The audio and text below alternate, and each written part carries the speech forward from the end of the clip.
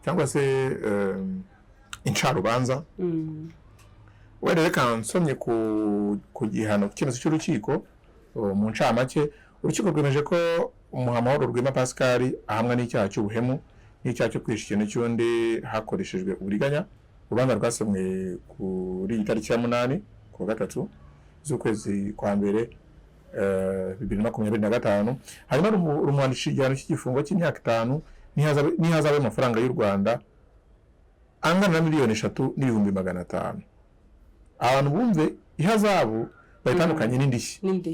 Ihazabu ni amafaranga ucibwa ntagahabwa wakoreye icyaha. Ihazabu ni amafaranga ajya mu isanduku ya leta. Yego. So aya miliyoni 3,500,000 ni ihazabu aya arya mu isanduku ya leta. Noneho rero hakaza noneho rutegetse ko Muhamahoro Rwema Pascal agomba kwishyura witwa Rugaba Emerance amafaranga na miliyoni 40 y'indishyi, hanyuma agaha witwa Barihamye Cyprien miliyoni 18, agaha witwa Munyengabe Sylvestre miliyoni 13, agaha witwa Hatangimbabazi Vincent miliyoni 2,500,000, ndetse na Barugira Justin akamuha miliyoni 1,800,000. Najurira nyine icyo urukiko rwisumbuye rwa Nyarugenge ruzafata icyo gihe nicyo kizaba ari final. Nkuko bijyanye n'indishyi ntekereza ko bisa nkaho wenda icyari gitegerejwe no kumenya ngo nangahe, kuko ibyo byose na Rwema hari amafaranga yemereye mu rukiko ko yayakoresheje mu nyungu ze bwite kandi yari yahawe n'abantu ngo bagire ibyo bakorana. Yego. Icyaha cy'ubuhemu cyari akuntu kitari byari bwiye ko kitamufata. Ariko ubwo basigaye kureba ibihano n'ihazabu noneho.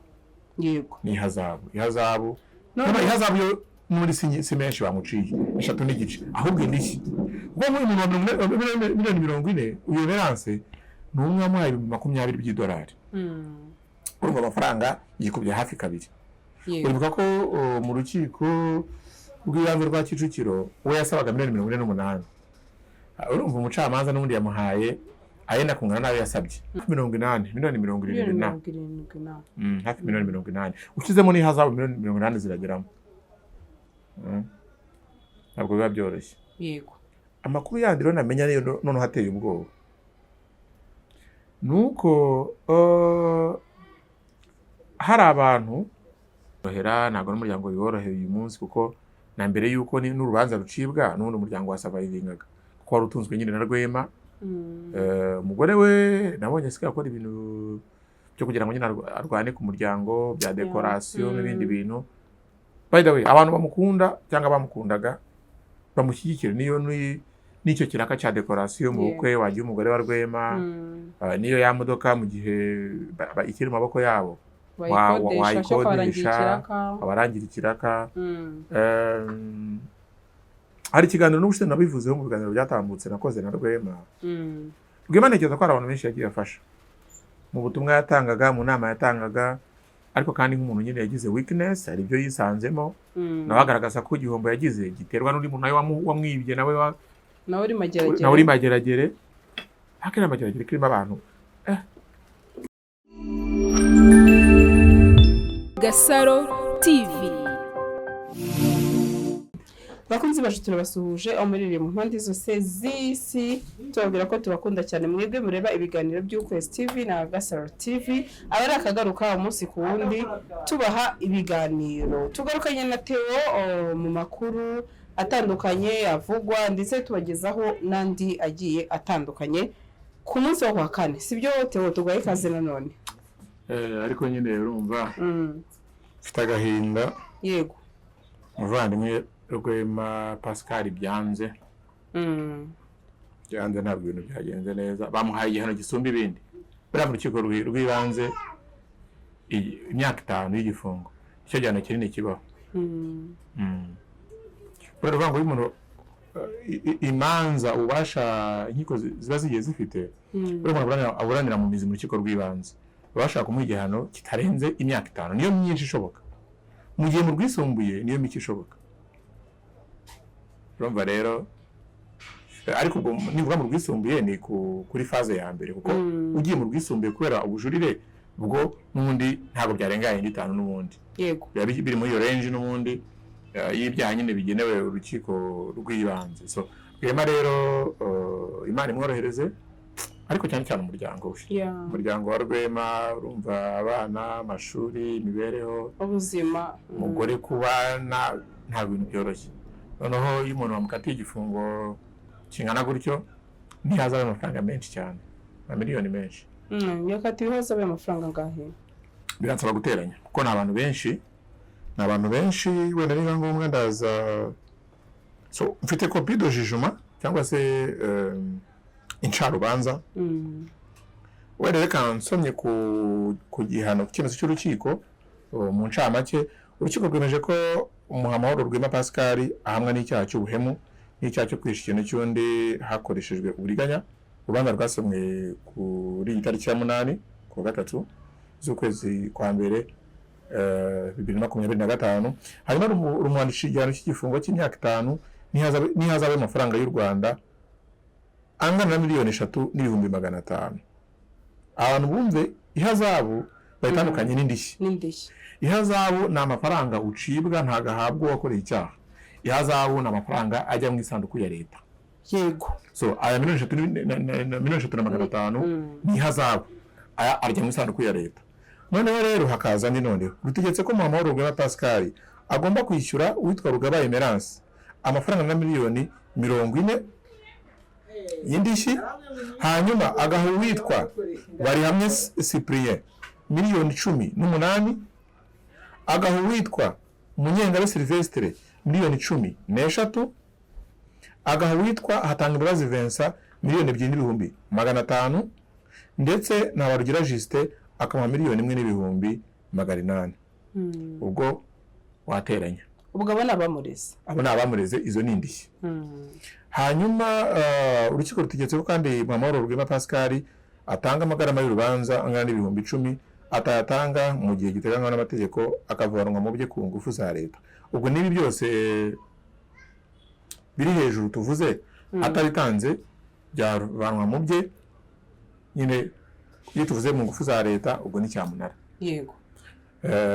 Rwema rero amakuru mfite yizewe nuko uruhande rwa Rwema rutishimiye imyanzuro y'urukiko, rukaba ruteganya kujurira iki cyemezo. Nagize amahirwe yo kuvugana n'umwavoka wa Maître Bangamwabo Octave, ambwira ko mu buryo bazajurira byumvikana ko habayemo ku urukiko bazagaragaza ko rutashishoje, bazavuga yuko yahawe igihano kiri maximum uko nabigusobanuriye mu rukiko rw'ibanze. Imyaka 5 niyo maximum, aho batwara muhaye maximum kandi ari umuntu atarasinzwe yarahamwe n'ibindi byaha.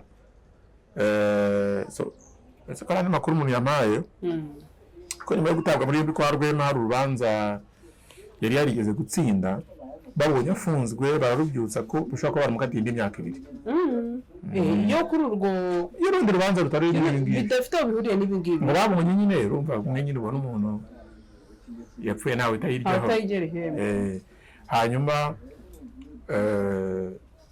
ubwo nyine biza kurangira bashyizeho nabo ngo urwo rubanza barubyuye, niba barajuriye sinzi ko byagenze, ariko ngo yaragize kuruburana rutsinda. Icyo ntarasobanukirwa niba nyuma abo barajuriye niba byaragenze gute, ariko bikavuga ko ngo narwo rukatiyemo imyaka 2. Yego. Ukumva ko rero urumva yayibaye 7, ariko kugeza ubu nyine nk'uko nabikubwiye uruhande rwo ruteganya kujurira, kandi iyo rujuriye biremewe. Bivuze ngo ibyo byose y'ubujurire bwemewe niho kongera gutangira. Nuko zakonsidera noneho ibyo urukiko rwisumbuye hari ubwo bane Kicukiro nubwo rwa Nyarugenge. Ubwo icyo urukiko rwisumbuye rwa Nyarugenge ruzafata icyemezo.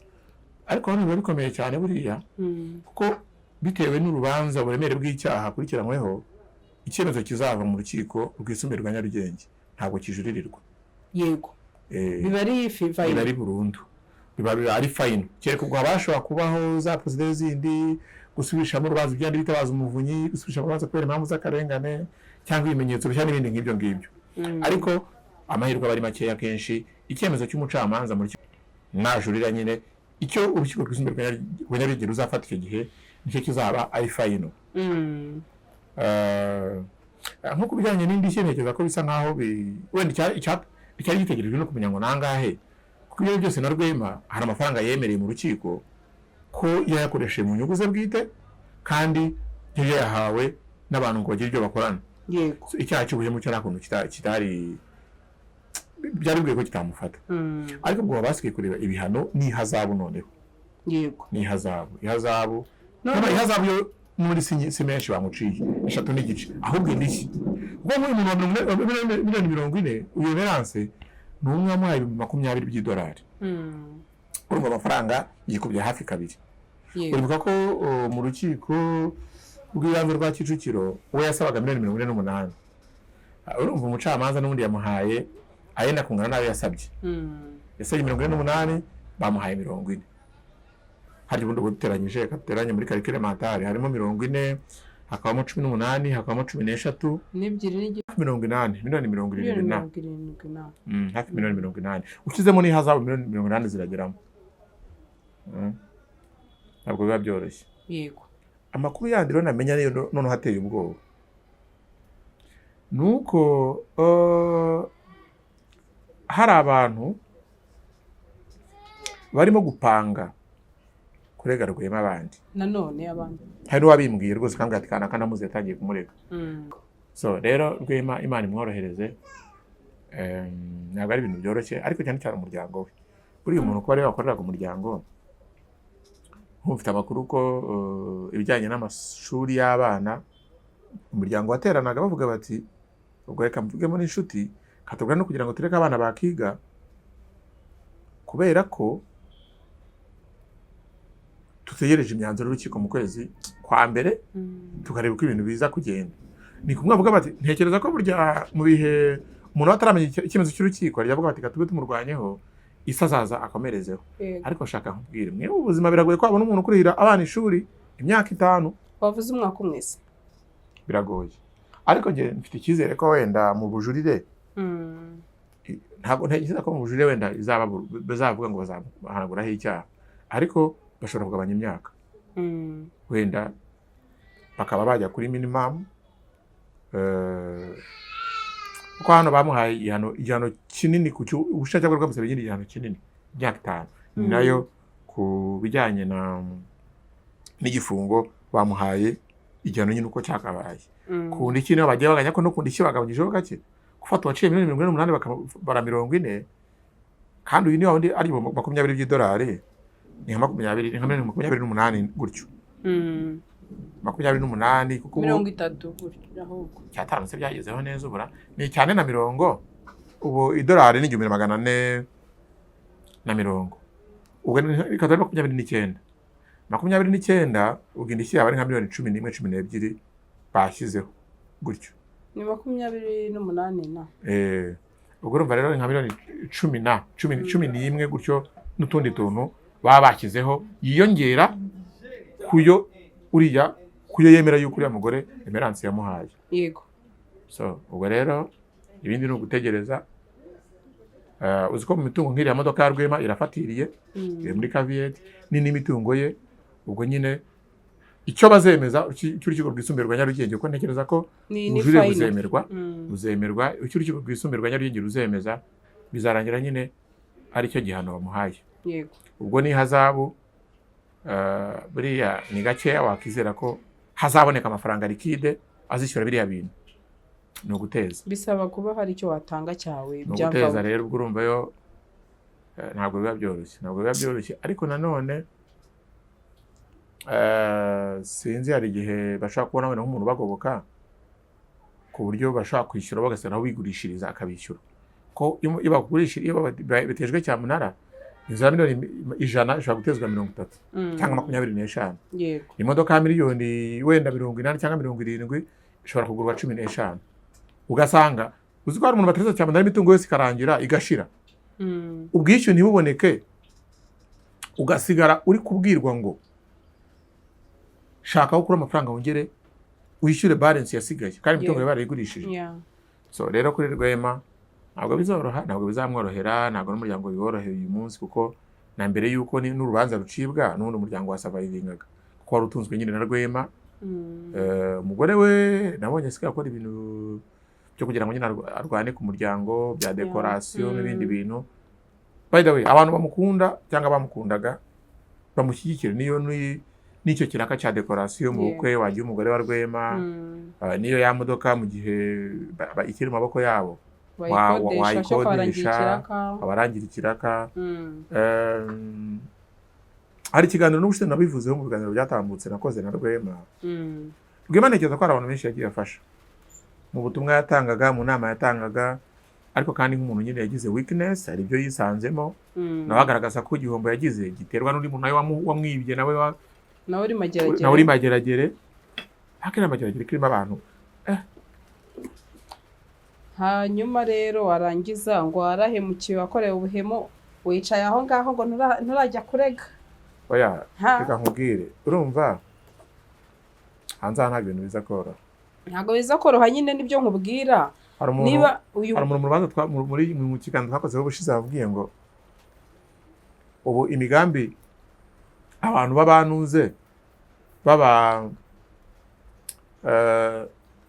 babita gute babateka mutwe habanuze nk'abahirwa nta mugore witwa nde hari yaho ndi wihabara rye akayirebwa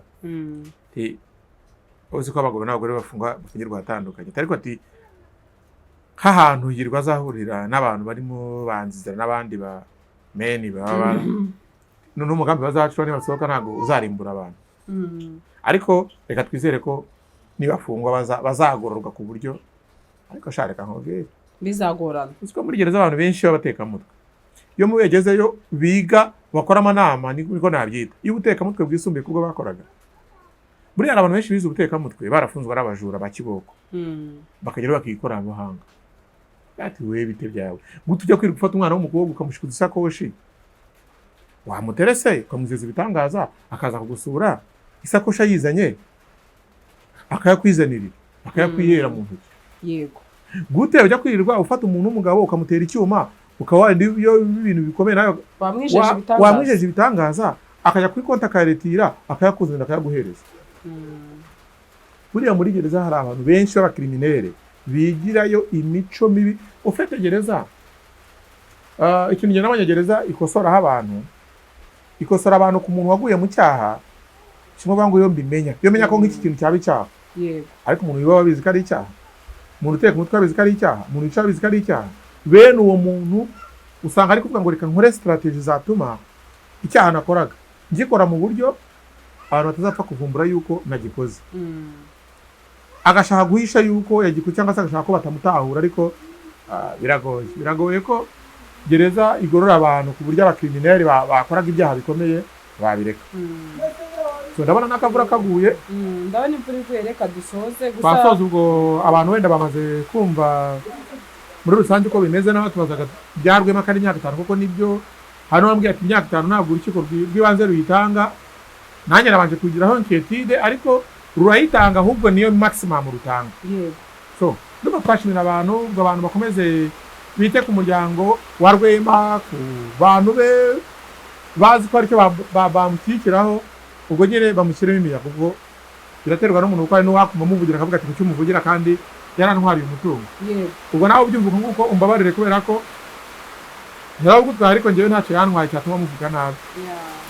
So mwakoze cyane nawe. Gasaro TV.